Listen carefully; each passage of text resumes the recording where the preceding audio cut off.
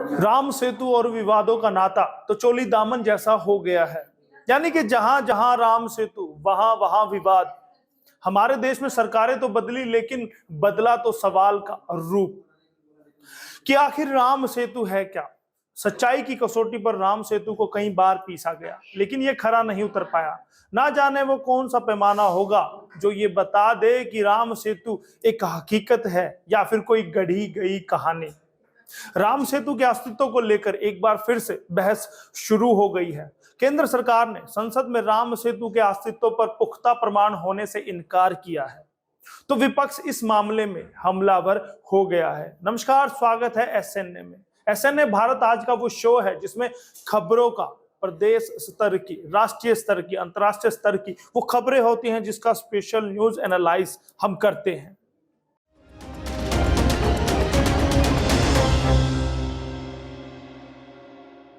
राम सेतु को लेकर पक्ष और विपक्ष में तकरार है।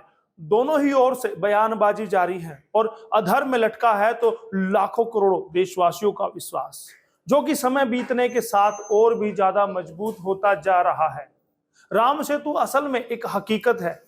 ऐसा नहीं है कि राम सेतु को हम हकीकत मानने से इनकार कर रहे हैं, लेकिन जो हमारे नेता राम सेतु को लेकर बयानबाजी कर रहे हैं वो कहीं ना कहीं लोगों की आस्था, विश्वास पर चोट जरूर कर देते हैं। राम सेतु विवाद क्या है?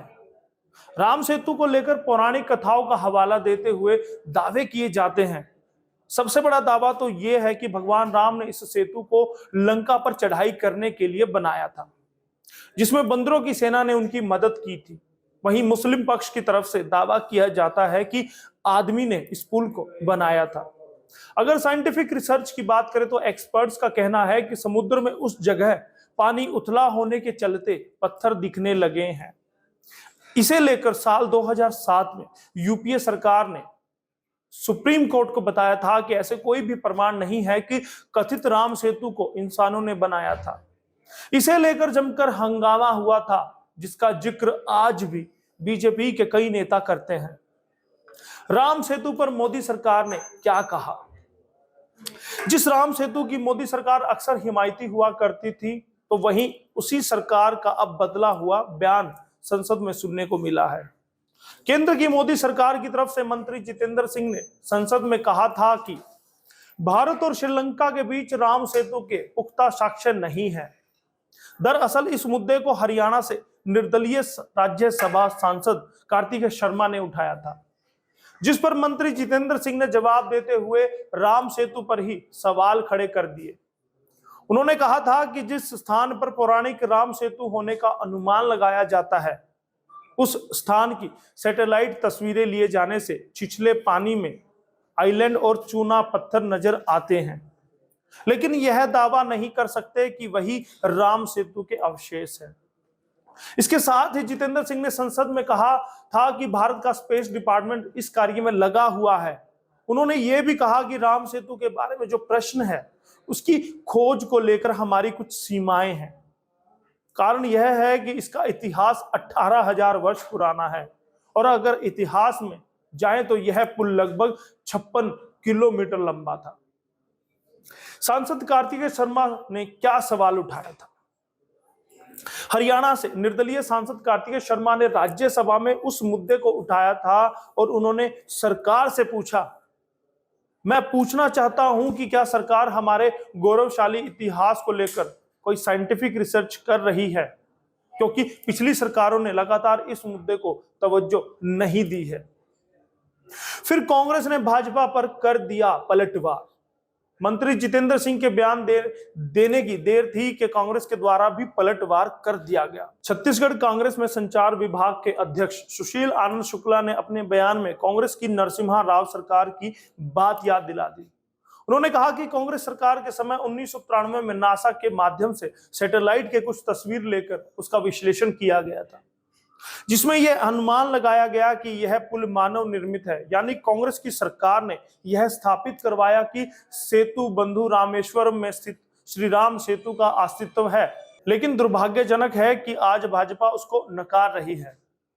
कांग्रेस नेता शुक्ला ने आगे ये भी कहा कि भारत के दक्षिण पूर्व में रामेश्वर और श्रीलंका के पूर्वोत्तर में मन्नार द्वीप के बीच पौराणिक श्री राम सेतु उपलब्ध है। लंका युद्ध के पूर्व भगवान श्री राम ने अपनी वानर सेना और सेना के 2 वीर नल नील के सहयोग से सेतु बंधु रामेश्वर पुल बनाया था, जिसके माध्यम से वानर सेना लंका पर चढ़ाई करने गई थी। कांग्रेस प्रवक्ता पवन खेड़ा की मोदी सरकार पर निशाना। कांग्रेस के नेता पवन खेड़ा ने मोदी सरकार पर तंज कसा और कहा कि सभी भक्तजन कान खोलकर सुन ले और आंखें खोलकर देख ले, मोदी सरकार संसद में कह रही है कि राम सेतु होने का प्रमाण नहीं है। भाजपा ने कांग्रेस पर कर दिया पलटवार। कांग्रेस ने जब भाजपा के राम के प्रति आस्था पर सवाल उठाए तो फिर भाजपा की ओर से भी पलटवार करते देर ना लगी। सवाल जब छत्तीसगढ़ से उठा था तो फिर जवाब भी छत्तीसगढ़ से ही आया। प्रदेश भाजपा प्रवक्ता देवलाल ठाकुर ने तत्काल पलटवार करते हुए कहा कि रामद्रोही कांग्रेस कालनेमी का रोल अदा कर रही है। कांग्रेस कपड़ों की तरह चरित्र बदलती रहती है। भ्रम हो जाता है कि इसका असल चरित्र क्या है। संपूर्ण विश्व जानता है कि कांग्रेस की केंद्र सरकार ने कोर्ट में दिए हल्फनामे में राम सेतु का अस्तित्व नकार दिया था। भारत की सांस्कृतिक विरासत की पहचान भगवान राम को काल्पनिक बताने वाली कांग्रेसी अब राम राम जप रहे हैं। अयोध्या में राम जन्मभूमि पर रामलला का मंदिर बनने से रोकने का षड्यंत्र रचने वाले कांग्रेसी अब चोला बदल कर रहे हैं। आखिर राम सेतु है क्या? राम सेतु के बारे में अगर रामायण की कहानी को एक और रख भी दे, आज की वर्तमान स्थिति के बारे में देखेंगे तो आप पाएंगे कि राम सेतु भारत के दक्षिण पूर्व में रामेश्वरम और श्रीलंका के बीच का एक सेतु था, जो कि मन्नार द्वीप से जुड़ा था और चूने की उथली चट्टानों की श्रृंखलाबद्ध पुल था। इस पुल को भारत में तो राम सेतु कहा जाता है, जबकि बाकी दुनिया एडम्स ब्रिज के नाम से जानती है। इस पुल की लंबाई करीब 30 मील यानी कि 48 किलोमीटर के करीब है। यह पुल मन्नार की खाड़ी और पाक जलडमरू बीच को एक दूसरे से अलग करता है। इस क्षेत्र में समुद्र बहुत उथला यानी कि गहरा है, जिसके कारण यहां बड़ी नावें जहाज चलाने में दिक्कतें आती हैं।